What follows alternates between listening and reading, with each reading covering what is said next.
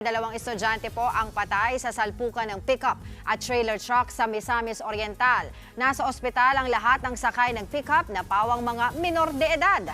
Nasa frontline ng balitang yan si Ian Suyu.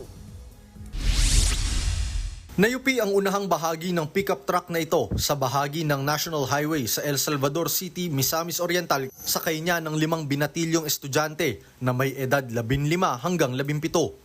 Rumesponde ang mga rescuer para ilabas ang mga binatilyong naipit sa loob. Sumalpok ang pick-up sa kasalubong nitong trailer truck. Isinugod ang 5 binatilyo sa ospital pero 2 sa kanila ang binawian ng buhay. Base sa investigasyon, nag-overtake ang pick-up sa isang sasakyan. Saktong nakasalubong nito ang trailer truck na nauwi sa disgrasya. Prior sa insidente, yung sasakyan bumibiyahe ka from Iligan City direction going to Cagayan de Oro. Overtake at nag-encroach sa linya ng truck. Kaya naka-head-on collision yung dalawang sasakyan. Nasa kustodiya na ng pulisya ang driver ng trailer truck. Nagpaabot naman ng pakikiramay ang paaralan kung saan nag-aaral ang mga biktima. Handa raw silang magbigay ng suporta sa mga biktima ng trahedya.